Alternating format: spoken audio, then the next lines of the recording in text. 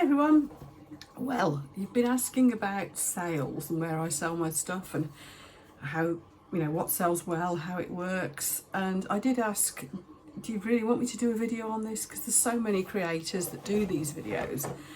And I'm not sure how much value I get out of seeing those. But yes, I asked the question and a whole load of people said yes. A few people said, I find them a bit clickbaity. The how to make a fortune in a week. Sort of, these sell out quicker than I can make them and all that malarkey.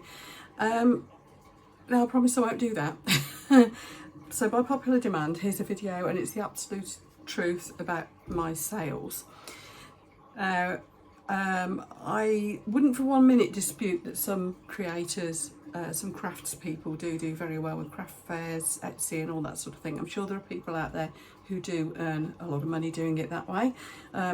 It's never worked for me, so I thought I'd share just what does work for me and just to give you some really genuine feel for it. What I'm going to try and do, not done this before, but I'll try it. I'm going to try recording my screen on my laptop of my eBay sales and my Shopify orders and try to sort of blank out the names so that it's respecting people's privacy, but then you'll be able to see that those genuinely are the sales, if that makes sense. I'm hoping that that will give you a genuine view. Now, a bit of background then. I've been crafting since I was about, it's big, probably smaller, but I'd go off the bottom of the screen. Since I was a little kid, I was always one of those kids that whatever people bought us for Christmas, I was as excited about the box as the contents, because you could turn it into a house or spaceship or whatever, and family used to buy me paint by numbers sets. And do you remember fuzzy felt? I don't know if any of you remember that. It might have been called something different in other countries, but there were little felt shapes that you could make pictures with on like a Velcro board thing. Anyway, I loved all that sort of thing. So people buy me paints, crayons and all that. Going through school, I was good at art and did art at A-level and then went on to Bourneville Art College. I did realise though that I wasn't that good. I was good but not brilliant enough to make a career out of it. And also, although I'd been accepted for a couple of universities, well, it was polytechnics back then, were the places in the Midlands to go for art courses, and particularly for graphic design, I decided my heart wasn't really in it, and I didn't really think I'd make the grade, to be honest. And a little job came up at an insurance broker's in town as an office junior. I was 19, went for the job, got it, and inadvertently launched a career in insurance. I don't think anybody intends to go into insurance, do they? But it was a great career, and I was there until I was 52, made redundant, and it gave me opportunity to retire early, work part-time at the museum, have some fun there, enormous fun, love cars, as you know, and it is a big motor museum, and spend a lot more time on my craft that I've kind of been doing for years. I've never really stopped. But and I do get obsessive about things as well, but it gave me opportunity to really go for it with them. But then next begs the question, what do you do with all the stuff you make? Once you've given everybody in sight a set of coasters, some jewellery, drawing and anything else that you make, what do you do? So I started selling on eBay. Now, what I'm selling on eBay is mostly model railway scenery, things like that. And this is still ongoing. I tried Etsy. The stuff that I make, either they're more girly stuff like jewellery and pretty coasters and all the resin craft stuff that a lot of us do. There's too much competition out there, so it didn't sell. Perhaps mine wasn't as good, I don't know, but it didn't work out for me. Now that stuff doesn't sell on eBay because that's not what people are typically looking for on eBay. They go to Etsy. Anyway, to cut a long story short, what I've got is the majority of my model railway scenery stuff is still on eBay because that's where the very stereotypical model railway person goes looking for model railway stuff. So I still sell most of that on there, and I'll give you an example. This is my biggest seller in terms of model railway stuff. Now I've recently done a video of one of these being made, one of these little waterfalls. This one, I only made this yesterday. The water hasn't finished clearing. Well, I say made it yesterday. They take several days because of the drying time, but I only finished putting the waterfall in yesterday. So you'll have to imagine that that's clear and looks like a waterfall. But yeah, these sell well. When I say well, yes, they do sell quicker than I can make them at times, but bearing in mind they take about a week to make. And it's the drying time that holds things up. I can chain produce them, and so I've got several on the go at once, of course, and I had gone through a spell of them selling well, but you know what, a couple a month. And the little ponds, some of you will have seen the ponds I do. I did demonstrate one of those on the video recently with my little fishes in.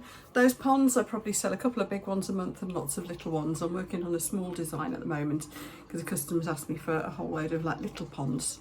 So I'm working on that design at the moment. So those keep ticking over. The little tiny fish, they sell well. Then there's guinea pig stuff. Honestly, you couldn't make this up. There's just not enough guinea pig stuff in the world, it seems. There is a website that I must get in touch with called Everything Guinea Pig. I must get in touch with them. Anyway, would you believe guinea pig fairy lights? Now, I've done a video on how to make little fairy lights. There we go, look. I've done a video on how to make little fairy lights before. I think I did it last Christmas. It was one of my early ones. Look, they're guinea pig shaped. Can you see? Just about. Some of them are clear and some are frosted. Yeah, I made a video on how to make these with little battery fairy lights a while ago. So if you have a rummage through my videos, you'll see that. Now, those really do sell well. Now, I used to take most of a day to make a set of those. So obviously for what you can sell a set of fairy lights for,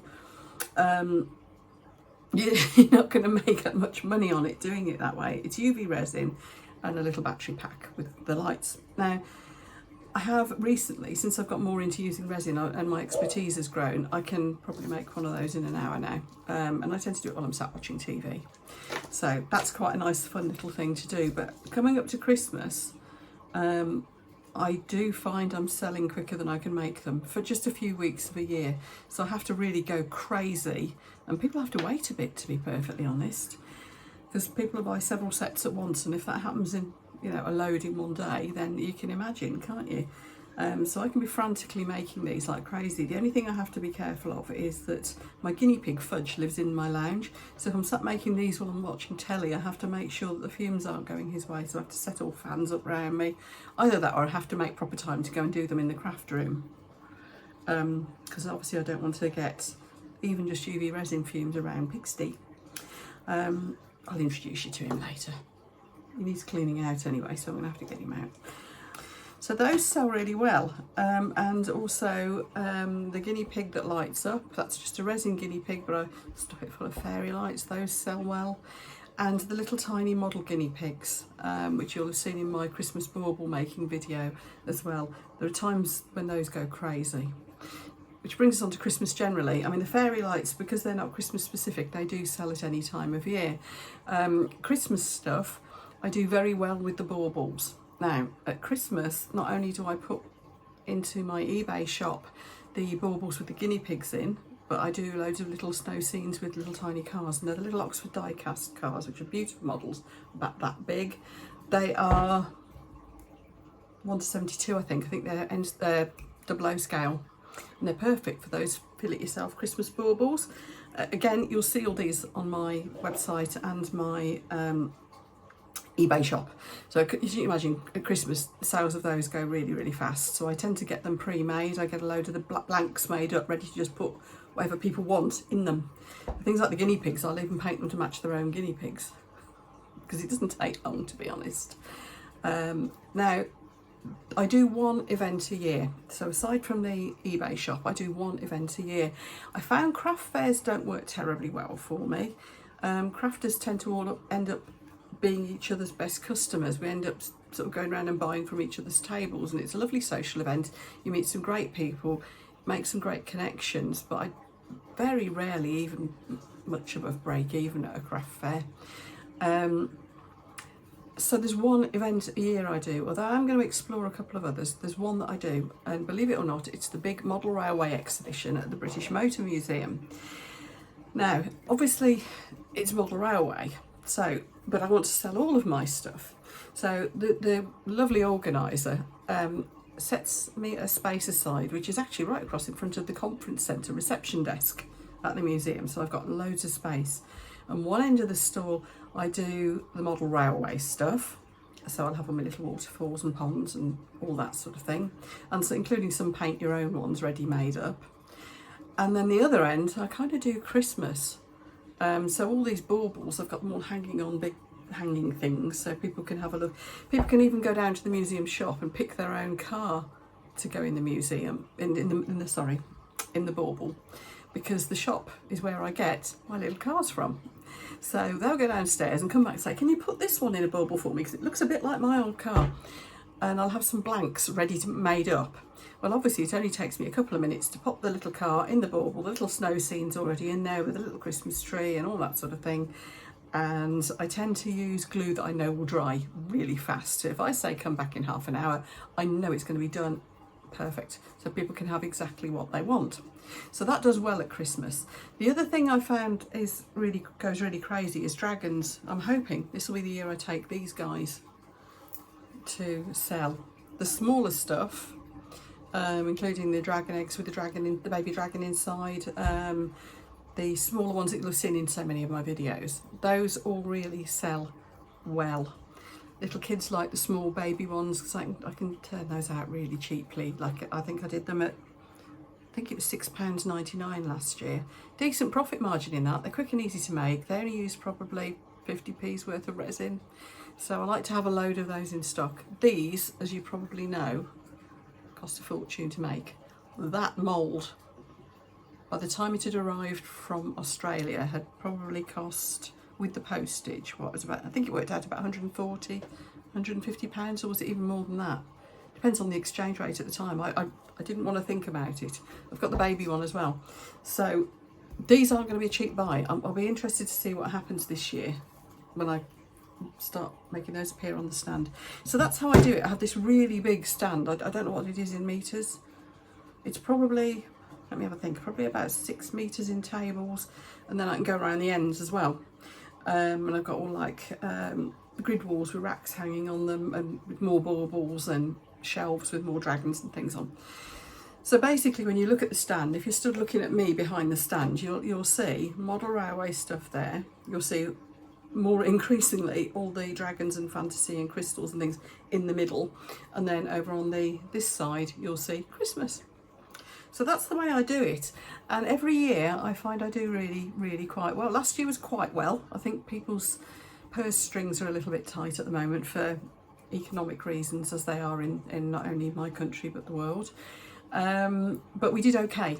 Previous year we did really well. Now I've done bigger events. I used to do the main model railway exhibition at the NEC which is in the Midlands in England, and it is huge. And I did really well the one year, and that totally rubbish the next 2 years. And it's very expensive to have a stand there. So now I just do the model railway exhibition at the British Motor Museum, because the stand, it's not cheap, but I get a lot of value from it. So that's something for you to think about, those of you who do craft fairs. Typically I found I was paying about £30 for a standard table at a craft fair. Like I said, by the time we'd all just bought stuff from each other, and I'd bought lunch and paid for the table, and then of course what you sell, only half of that is profit margin, because so much has gone into materials. I'd come away with enough to buy myself a bottle of wine, and that was about it in terms of profit. This bigger event, and it's a random event really, I mean, you wouldn't imagine you could sell these at model railway exhibitions, would you? Or guinea pig fairy lights for that matter. So it's a bit random. I'll tell you now, that stuff sells quicker than the model railway stuff at a model railway exhibition. So, yes, back to it being random. So that's random. Now, the stand there costs me a lot more. I have to pay like although it's at the museum, it's run by an external organiser. It's not actually the museum show. So I do have to pay the proper going rate for a great big trade stand, which I think it was about £160 last year. That sounds a lot, doesn't it? But the footfall is enormous, and think about it. You've got, although it's very stereotypical model railway is still, there are some ladies involved, but it is and some kids, but it is mostly older gentlemen. It just is. That's the way it is. I'm a bit of a novelty. They come up and say, but you're a girl. And I say, well, thank you for calling me a girl. Nobody's called me a girl for years. But they do tend to have, especially an event as big as that and being at the venue that it's at, because they can go and look around the museum and everything too, bored ladies hanging on. And they just make a beeline for my store. You then get the gentlemen who are there without their ladies, who seem to come to see me and say, oh, my wife would love that, I'll take that for my wife. So although it seems very random selling dragons and fairy lights at a model railway exhibition, it works. And of course the baubles with the guinea pigs in, the kids love those. The little Christmas baubles with the cars in, it's at a motor museum, you know. You get people who are into cars come too. So they sell well there. I think what I'm trying to say to you, to put this in a nutshell, if you're going to sell at craft fairs or, you know, face-to-face sales, sorry if my camera's wobbling, it's because I'm leaning on the table, I should stop doing that. If you're going to sell face-to-face, think about the event you're doing. Does it have to be a craft fair? I know people do quite well out of village fetes and things that are a bit more varied, but are there other things you can latch onto? Are there places you can do pop-up stalls?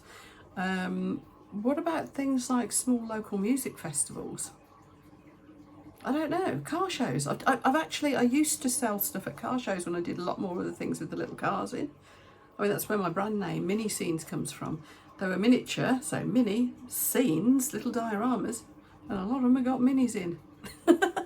So, think laterally. Where are you going to have a lot of people that might like your stuff tagging along with the people who would be going to that event anyway? And where is there a crossover? You know, the model railway gentlemen, say as they typically are gentlemen, they also like my Christmas baubles with little Land Rovers in and things like that. So look for your crossovers, look for the not obvious. That also might give you somewhere where you're not going to have any competition, which has to be a good thing. Because even my model railway scenery, I don't have any competition for that because nobody's doing much in the way of pre-made waterfalls and ponds. So do a bit of lateral thinking, see what other events are going on around you and see what you can piggyback that may or may not work, but it's worth a try. Anyway, back to online, if I can bring you back to that. I've got a Shopify shop now. But this is what I set up when I found that I couldn't sell my jewellery and things like that on Etsy or eBay, as I was explaining earlier. So I thought, well, I'll do a Shopify shop because then I can have complete control over what goes on there and I can try all sorts of things. So I'm gradually migrating, I'm planning to migrate everything onto there, to be perfectly honest, but there's also extra things, such as I can now do print on demand. So I've got some fabric designs and some pictures, some guinea pig artwork, things like dragon artwork, that sort of thing, colouring book, and people can order those, and they'll take a little bit longer to come because an external firm will print them, post them out to my customer, and then send me a commission on it. But they've borne all the cost. I don't have to stock these things or post them or anything. They deal with the whole thing and I just get a little commission. Tea towels, aprons, you name it. Some are nothing to do with my brand. I've the fabric pattern printed onto thermal mugs that you can, you know, travel mug type things. They're selling well. I've got 2 of them myself because when I'm working at the museum, sometimes I don't always on a busy day get a chance to go up and get a cup of tea, and one of those will keep my tea warm for an hour and a half, no problem, and they just look like a really nice mug. So now I've got my own designs on them. Brilliant. So there's some things I've got on print on demand that are doing quite well, and there's also digital downloads because I'm a bit of a demon with digital stuff. So I made craft planners that you can download.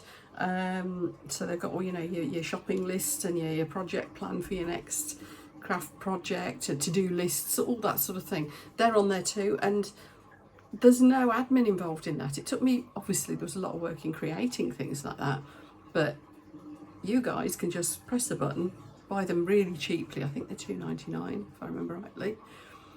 You instantly get a download link, you just click on it and get it. and then you can print out as many copies as you want, so it's unlimited.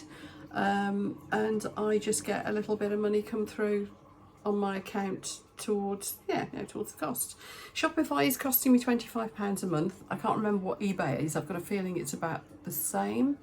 And then obviously there is a little per item fee to come off it. But I'm finding these two channels of selling online are actually working and growing. Of course, since you've become aware of me through my YouTube channel, which at the time of recording this is only about, what, 9 months old? Thank you again, everybody, for your support. I know I keep saying this. I'm blown away by how quickly it's taken off, and that's thanks to all you amazing people for just being so kind and accepting of what I'm just having fun doing. Frankly, I'm not making any money really. Maybe I will one day. At the moment, really not. But yes, because it's taken off so well, of course, people are now going to my Shopify store because they all want moulds of him. That took me by surprise. There's some really random things going on. My bonsai leaves, never thought those would be a thing.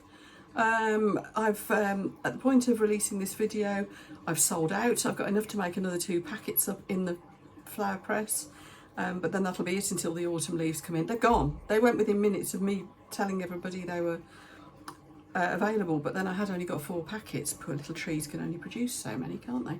But this one took me even more by surprise. When you guys saw me making Kermits, and I'd made that mould, which was just for a demo piece really, and everybody then wanted the mould. I can now make 4 at a time, because Kermit's got a friend, so him and his friend can be like drowned in silicone for a day. And I've got 2 of these really high gloss shiny ones I've made now, and so of course I can take 2 moulds off that, so I can, if the orders keep coming in at this rate, I'm gonna have to make some more originals to work from. But anyway, so I've got, those are going mad. Honestly, you couldn't make this up. It's just nuts. Now, the things that I haven't listed on there yet, and I think possibly, I don't know whether I will, but there's things like this. Many of you saw me making this in one of my premiere videos that premiered. I haven't even tried selling stuff like this because it uses a huge amount of resin. I don't know if people would pay the money for it, to be honest, and obviously I think there's people doing better ones out there. Anyway, there we go. That's the story at the moment. Now what I'm going to do is just cut to my eBay store and my Shopify screens.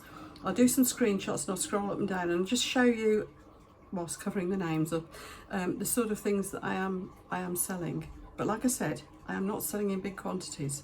I really am not. I won't say I'm a sales expert. I will not be telling you how to earn a fortune. I think my message from all this is think a bit laterally. Don't necessarily look for the obvious sales routes, because sometimes something a bit random can really work. Anyway, over to my screens and we'll have a quick look, and I'll just show you very quickly the information to kind of back up what I've been telling you with these things here. So as promised, here are my eBay sales. As you can see, I've put a big purple box straight across everybody's names to keep their privacy, but it will scroll down and you'll be able to see the sort of things that are being sold there. Now, as I've mentioned earlier, fairy lights, guinea pig related stuff, model railway scenery, ponds, waterfalls, that thing is the main thing, and of course the little fish.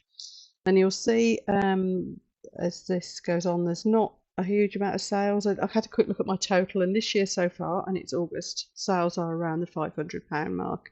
So, you know, it's not what you'd call a big money maker. When we move on to have a look at my Shopify store, you'll see that I've really only just got that going. So sales, here we are, this is it. Sales have only just really started on the Shopify store. Again, I've grayed the names out there. But the sales that have gone through Shopify so far are the tiny leaves, tiny fish, the colouring book, one of the fabric downloads, and the little froggy moulds. So, and a couple of the thermal mugs. So that's what's gone out of there so far. So I hope that gives you a bit of an insight. So as you can imagine, not a fortune, and a lot of that's in postage anyway on that one too. Right, hope that just gives you a little bit of background to yeah, back up what I've been telling you, really. When I do come to do that event in the autumn, it's actually over Halloween weekend at the end of October. So I'll do you a little quick video on how that went and do some photos of my store as well, because I think people might like to see it. So there you are. I hope that's given you a bit of insight. If you've got any questions, do stick them in the comments down below, and I'll do what I can to answer. But yeah, I hope you found it helpful or interesting. Might be disappointing in some ways, but anyway, enjoy your crafts, and I hope that has given you the insight that you are after. See you all for the next video, folks. Bye. I nearly forgot. Promised to bring Fudge to see you. She's Fudge. He's not impressed because he was busy eating his dinner when I picked him up. Oh no. Right, you don't want your chin tickled. Right then. So this is what a Californian crested guinea pig looks like. He's a cream Californian, so he's cream, as you can see, and he's called Fudge because he's kind of that colour. Crested, this is what we mean by a crest. So there's a funny little rosette on his head, and as you can see, he's got a little brown nose, little black ears, little black feet, and I won't embarrass him by showing you the fact that he's got little black boy bits as well. And he's a very talkative one, as you can see. My little cuddle buddy, aren't you? So this is Fudge. Okay, see you for the next one then, folks. Bye.